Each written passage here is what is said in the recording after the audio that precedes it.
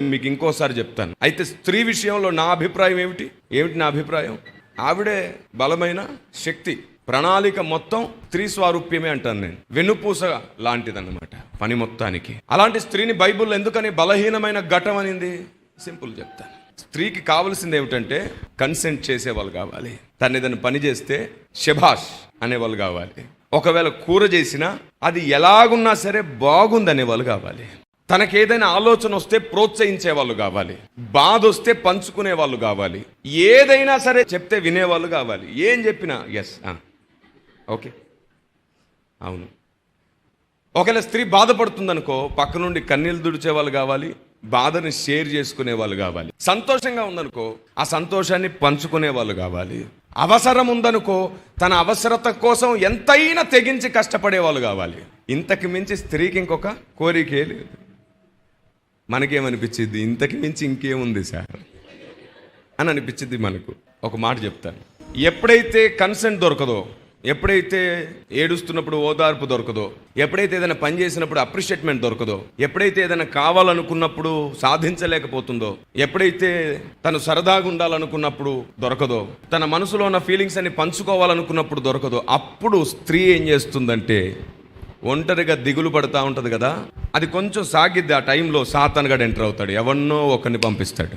Friends కావచ్చు, బంధువులు కావచ్చు, స్నేహితులు ఎవరైనా కావచ్చు, పరిచయస్తులు కావచ్చు. మెల్లిగా స్టార్ట్ చేస్తాడనమాట వాడు. చాలా రోజులైంది మీతో మాట్లాడి, ఎప్పటి నుంచో మీతో మాట్లాడాలని ఉంది, ఎలా ఉన్నారు, బాగున్నారా, పలకరించేవారు దొరుకుతారు కదా. అప్పుడు స్త్రీకి వెంటనే కొంచెం కోలుకుంటుంది. అవ్వ ఊరికే మోసపోలా, ఇంకా వాడు ఊరుకోడు కదా, సాతాను చేత ప్రేరేపించబడ్డాడు కదా. గంటకో మెసేజో పూర్తిగా కంఫర్ట్ ఇస్తాడనమాట. ఎంత కంఫర్ట్ అంటే వాడు ఊరికే ఫోన్ చేసి ఇబ్బంది పెట్టాడు, మెసేజ్ చేసి ఇబ్బంది పడ్డాడు. ఇటు నుంచి ఈవిడ మెసేజ్ చేసినప్పుడు, ఫోన్ చేసినప్పుడు మాత్రమే పలకరిస్తాడు. అంత కంఫర్ట్. ఇంకా ఇంత కంఫర్ట్ ఉంటే నాకు ఇంకేమిటి అని అనుకుంటుంది స్త్రీ. ఆరోగ్యం ఎలా ఉంది? ఇంకా తినలేదా? మీ వాయిస్ బాగుంది, మీరు పాడితే బాగుంది, నిజంగా మీకు ఎంత మంచి టాలెంట్ ఉంది, మీ థాట్స్ ఎంత గొప్పగా ఉంటాయి, మీ మనసు బాగుంది, ఈరోజు చాలా కష్టపడ్డారు కదా. ఇలా ప్రేమగా పలకరిస్తూ పొగుడుతూ ఉంటే ఫస్ట్ మెల్ట్ అయ్యేది ఎవరండి? ఈ స్వభావాన్ని బైబిల్ ఏమనిందంటే బలహీనమైన ఘటం. తెలియకుండానే అరే ఒక మంచి ఆప్యాయత, మంచి స్నేహం, మంచి కన్సెంట్ దొరుకుతుంది కదా అని చెప్పి ఇదే సంతోషం అనే భ్రమలో అసలు తను ఏమిటో మర్చిపోయి ముందుకు వెళ్ళిపోయి ఒకసారి హద్దు దాటి వెళ్ళిపోతారు. ఇదే జరిగింది అవ్వ విషయంలో కూడా. వాడు పదే మాట్లాడాడు. తీయగా, మెల్లిగా, చక్కగా. మాయ మాటలు ఇవి. జాగ్రత్త. ఎంతైనా కావచ్చు. ఇంట్లో వాళ్ళు, లేదా నీ భర్త, లేదా నీకు కావలసిన వాళ్ళు కొన్నిసార్లు నీకు కన్సెంట్ ఇవ్వకపోవచ్చు. కొన్నిసార్లు నువ్వు బాధపడుతున్నప్పుడు నిన్ను ఓదార్చలేకపోవచ్చు, నీ కన్నీళ్ళు తుడవలేకపోవచ్చు. అది కొన్నిసార్లే జరుగుతుంది. కానీ మర్చిపోకు, ఎక్కువ సార్లు నువ్వు బాధపడ్డప్పుడు తోడుగా ఉంది వాళ్ళు ఏదో కొన్ని రోజులు తృణీకరించారనో, లేదంటే కొన్ని రోజులు చిరాకు పడ్డారనో నువ్వు ఇంకొక సహవాసాన్ని ఎంపిక చేసుకోవడం తప్పు. నిన్ను పొగడలేదనో, కొన్నిసార్లు నిన్ను ప్రోత్సహించలేదనో, కొన్నిసార్లు నీకు ఆప్యాయత దొరకలేదనో, లేదా కొన్నిసార్లు నిన్ను ఎక్కువ ఇబ్బంది పెట్టారనో ఇంకొక ప్రేమను వెతుక్కోవడం తప్పు.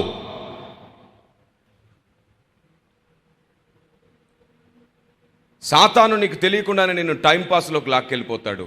అసలు నీ ధన్యత నుండి నిన్ను దూరం చేయాలనేదే వాడి గురి. ఎందుకంటే నీవు కానీ బలవంతుడవైతే వాడిని తొక్కుతావని వాడికి బాగా తెలుసు. నీ శక్తిని చులకన చేయడానికే నీకు అవసరం లేనివన్నీ తీసుకొచ్చి ముందు పెడతాడు. వాస్తవానికి నువ్వు సరిగ్గా ఆలోచిస్తే ఇంతే కదా నాకు కావలసింది అని ఇంత లిస్ట్ ఇచ్చావే, ఆ లిస్టులో ఏది తగ్గదు వాస్తవానికి నీకు. కానీ గుర్తుంచుకో, ఇటువైపు ఉన్నోడు నీ వెనక నువ్వు పట్టుకొని చేయనేసి తిప్పే నీ పప్పి కాదు. ఇటువైపు ఉన్నోడు కూడా మనిషే కదా. బయట పనులు ఉంటాయి, 10 మందితో గొడవలు ఉంటాయి, అప్పుల బాధలు ఉంటాయి, చిరాకులు ఉంటాయి, ఏం అర్థం కాని పరిస్థితులు ఉంటాయి. వీటన్నిటిని మోస్తూ ఇంతే కదా అనుకున్న నీ లిస్టుని అతను అన్నయ్య కావచ్చు, తండ్రే కావచ్చు, మీ తమ్ముడే కావచ్చు, ఈ ప్లేస్లో ఇటు ఎవరైనా ఉండొచ్చు, మీ భర్తే కావచ్చు. ఓకే, మర్చిపోవద్దు. ఇంతే కదా అనుకున్న మీ లిస్టు కోసం ఎంతో చేసే ప్రయత్నంలోనే చిరాకు, కోపము, ఇచ్చిన స్వేచ్ఛను దుర్వినియోగం చేశారనే ఆవేదన, ఇవన్నీ కూడా అదే. కానీ మర్చిపోవద్దు, మనసు నిండా నువ్వే ఉంటావు అక్కడ. నువ్వు కొంచెం ఓర్చుకొని ఉంటే నీకు తెలిసి వచ్చేది.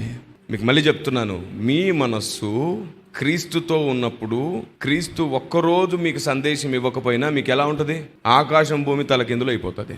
దావీదంటాడు ఆ మాట, ఎందుకు మౌనంగా ఉన్నావయ్యా అని. కనెక్షన్ కట్ అయినప్పుడు మౌనంగా ఉన్నా మాట్లాడినా యూజ్లెస్, మనకేం అర్థం కాదు. నేను మళ్ళీ చెప్తున్నాను, ఆ రోజు అవ్వ ఇంకొక సహవాసంలో బలం పొందింది కాబట్టే ఆదాముతో ఈ విషయాలన్నిటినీ చెప్పలేకపోయింది, కాబట్టే మోసపోయింది. దీన్ని ఏమంటారు తెలుసా? కూర్చున్న కొమ్మను నరుక్కోవడం అంటారు. ప్రమాదం ఇదంతా కూడా. ఇదే పరిస్థితుల్లో నేటికి సంఘం ఉంది. అందుకే సర్వసత్యం అర్థం కావట్లేదు. నేను చెప్పేవి మీకు అన్ని కోణాల్లో కనెక్ట్ చేసుకోండి. పర్సనల్గా, స్పిరిచువల్గా అన్నిటికి కనెక్ట్ చేసుకోండి. ఈ సూత్రం చాలా బాగా వర్తిస్తుంది. కుటుంబం అన్నప్పుడు, లేదా బాంధవ్యం, బంధం, ప్రేమ అన్నప్పుడు కొంత గాయం ఉంటుంది, కొంత మౌనం కూడా ఉంటుంది. వాటన్నిటిని ఓర్చుకున్నప్పుడు ఇంకో కొత్త ప్రేమ పుడుతుంది. ఒక కొత్త ఆప్యాయత ప్రారంభం అవుతుంది. అరే ఈ 1 month నేను సరిగ్గా పట్టించుకోలేదే, నేను బాధ పెట్టేశాను, రకరకాలుగా మాట్లాడేసి నేను అనవసరంగా నా స్ట్రెస్ మొత్తాన్ని నీ మీద చూపించాను, తప్పైపోయింది అని చెప్పి ఆ 1 month మిస్ అయిపోయిన ప్రేమ నీకు ఇంకో సంవత్సరం పాటు దొరుకుతుంది. గ్యాప్ వస్తుంది అంతే, కట్ అవ్వదు. కానీ నువ్వు కట్ చేసుకునేటట్లు మారుతావు. ఇది స్త్రీకున్న బలహీనత. ఎప్పుడు ఇంకొకరు పొగడాలి, మాట్లాడాలి, పలకరించాలి. అందుకే ముసలమ్మ ముచ్చట్లు పెట్టొక్కు అని చెప్పి ఎవరికి గద్దించేది డైరెక్ట్గా? ముసలోడు ముచ్చట్లు అని ఎందుకు అనలేదు చెప్పండి నాకు. That's it. అది కేవలం స్వభావానికి ఉన్న లక్షణం మాత్రం. మీకు విషయం చెప్పిన, పురుషుడు అవసరమైతే ఎవరితో మాట్లాడుకోకుండా ఎన్ని యుగాలైనా ఉంటాడు. స్త్రీ ఉండలేదు,